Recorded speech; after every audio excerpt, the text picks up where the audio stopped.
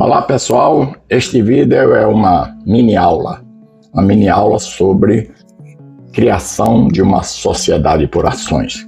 As sociedades por ações são chamadas as sociedades anônimas, são regidas por um estatuto social e são chamadas de anônimas, são chamadas SA, sociedades por ações ou sociedades anônimas, porque no estatuto social, que é o instrumento que caracteriza a criação de uma SA, no estatuto não tem nome de nenhum acionista.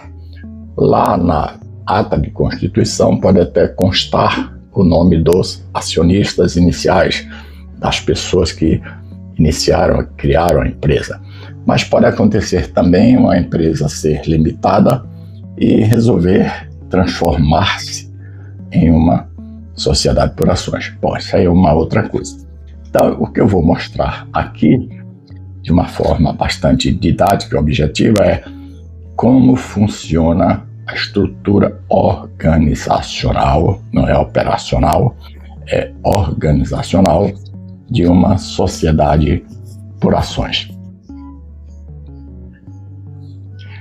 É importante fazer um parênteses para dizer que as sociedades por ações, para que elas possam ser participantes do sistema nacional de oferta de ações, que geralmente isso é feito através das bolsas de valores e com controle de diversos órgãos, incluindo aí a CVM, que é a Comissão de Valores Mobiliários, elas precisam de um primeiro passo, que é a oferta pública de ações, que chama-se, na sigla em inglês, IPO, I de Initiate, P de Publish, O de Offers. Então, é preciso que haja esse IPO, essa primeira oferta pública, para que ela seja uma sociedade por ações de capital aberto. Aberto porque o IPO é a primeira oferta pública que dá a oportunidade de quem quiser ser acionista. Acionista é uma pessoa que tem lá uma ação, 2, 10, 100, depende do tipo de atividade da empresa. Então, isso é o funcionamento dessas empresas, a forma de adquirir ações, a forma de participação nessas ações. E pode ser também, outras empresas podem participar de uma empresa de sociedade. Uma sociedade anônima pode participar de outra. Isso aí são participações societárias. Mas o que a gente vai falar de uma coisa mais simples, a estrutura organizacional, não é operacional, que é uma outra coisa. O operacional é o organograma, e nós vamos, ou melhor, o operacional é o fluxograma de atividades, e o que nós vamos falar é organograma, forma como a empresa é organizada, é estruturada. Então, muita gente já conhece, quem estudou, quem já pesquisa, mas é uma aula para alunos, por exemplo, dos cursos de administração, dos cursos de contabilidade, pessoas curiosas. Muita gente nem sabe como funciona a estrutura organizacional de uma SA, tanto de capital aberto quanto de capital fechado. Então vou mostrar aqui, vou dar início aqui com o ponto principal. Assembleia de acionistas. Essa assembleia de acionistas é bonitinho o nome. Assembleia de acionistas é o órgão maior, é, digamos assim, a decisão máxima parte da assembleia de acionistas. É a reunião de vários acionistas ou poucos acionistas que decidem o que fazer com a empresa, como fazer, quando fazer.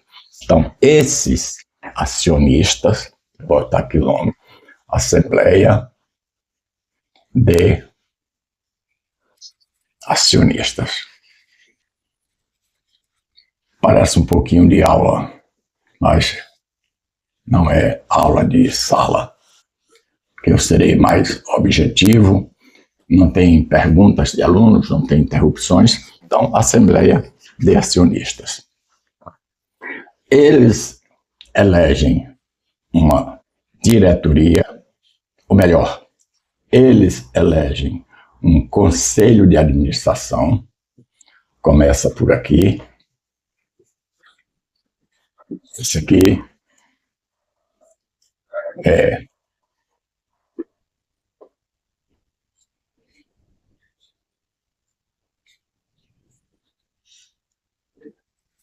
o órgão mais alto abaixo da Assembleia dos Acionistas. Então, são os acionistas que escolhem os conselheiros de administração. Então, aqui a gente tem o Conselho de Administração.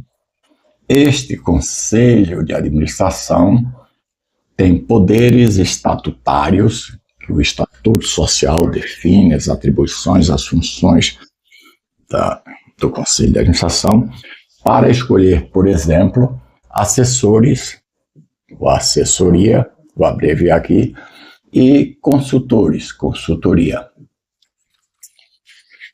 Isso aqui são órgãos colaborativos, as consultorias, por exemplo. Então, o Conselho de Administração pode ter, aqui, pode ter, não é linha de subordinação, a subordinação é vertical, aqui está horizontal. Então, são os consultores, os assessores, que é a mesma coisa em prática, a maioria só tem assessores. E aí desce para uma outra linha de conselho fiscal, que também assessora ou dá respaldo ao conselho de administração. Não é subordinado.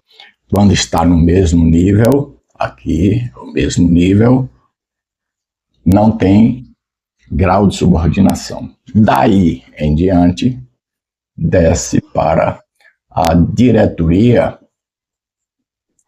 executiva. Diretoria executiva. Essa diretoria executiva é designada ou escolhida ou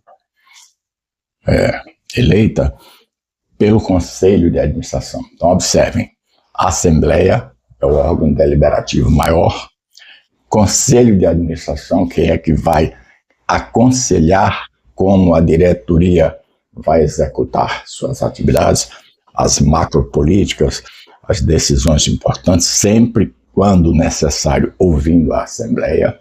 E depois da diretoria executiva, vem a divisão de áreas. Diretores, né? São os diretores que podem ter a quantidade, quem define é o estatuto. Então aqui é só para a gente ter uma ideia. Não tem um número específico. Pode ser 3, 4, 5, 10, 20. Eu não me lembro de ter visto na legislação, que é a legislação societária. Então aqui você tem o diretor A, geralmente é o presidente, você tem um diretor-presidente ou um diretor-geral, você tem o diretor B, diretor C, D, E e assim por diante. E aqui abaixo da diretoria, que também pode ter assessores, pode ter auditores internos, pode estar previsto no estatuto, tudo tem que ter previsão estatutária. Relembrando, o estatuto é um instrumento que define como deve ser o organograma, a estrutura organizacional de uma SA, tanto de capital aberto quanto de capital fechado. Pronto. E aqui vem gerências, tem outras áreas, né? Diversas gerências. E aqui embaixo, lá embaixo, estão os executores, que são os cargos, as funções, aqui embaixo, executores. Então, quem executa mesmo está na linha inferior, tá? Então, aqui tem os executores que recebem as mais diversas ordens. Os executores, gerentes, subgerentes, supervisores, chefes e os empregados também. Então, tem aqui os executores, tem mais de uma linha. Então, tem os empregados colaboradores, que a gente chama, também vão ter aqui colaboradores. Executam as políticas definidas, orientadas, colaboradores, que a gente chama de colaboradores, mas que, na verdade, o termo correto é empregados. Inclusive, aqui em cima também pode ter diretor-empregado. Diretor-empregado.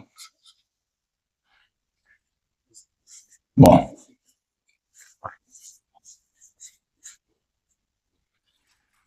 juntamente com essa estrutura organizacional, isso aí é previsto, é definido no Estatuto Social, seria uma leitura simplista do organograma, não sei se dá para ler aqui embaixo.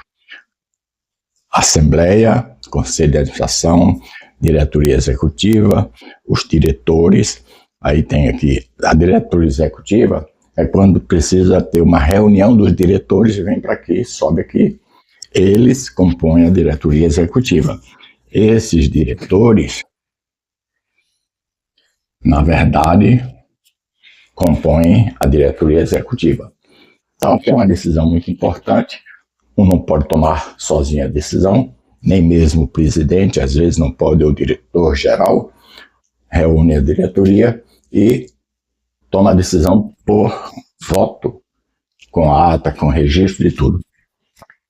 E aí descem as instruções, havendo dúvida quanto a uma decisão, sobe para consultar o Conselho de Administração, claro. E se o Conselho tiver dúvida, submete ao assunto a Assembleia de Acionistas. O detalhe interessante que eu conheço, sei como funciona, inclusive nas grandes empresas, grandes organizações, quem lê sabe que é assim, né? Grandes empresas, grandes organizações, às vezes, o maior acionista que está aqui, que é o possuidor da maioria das ações, 50,1%, maioria, está aqui no Conselho de Administração também, ele está aqui, esse acionista, ele quer estar aqui e ele quer estar aqui, pode estar nas três instâncias. Então, ele é acionista majoritário, ele é conselheiro, geralmente presidente do conselho, e é também presidente da empresa. Então, isso é assim, funciona assim. Daí você dizer quem é o dono da empresa. É o maior acionista. É o maior acionista. Claro que quando há uma divisão mais equilibrada de acionistas, não tem um que tem a maioria das ações, então isso aí passa a ter discussões por voto. Cada acionista tem direito a um voto, por exemplo. Então, se a pessoa tem 35%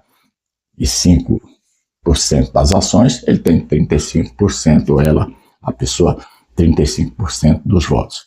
Então, outra pessoa tem 20% dos votos, 20%, ou melhor, das ações, 20% dos votos. Então, duas pessoas podem mandar. Mas geralmente, nas empresas privadas, uma pessoa manda em tudo. É o que a gente chama de dono da empresa. Como dono? Não, é acionista. Eu, comprando uma ação, também sou dono de parte daquela empresa.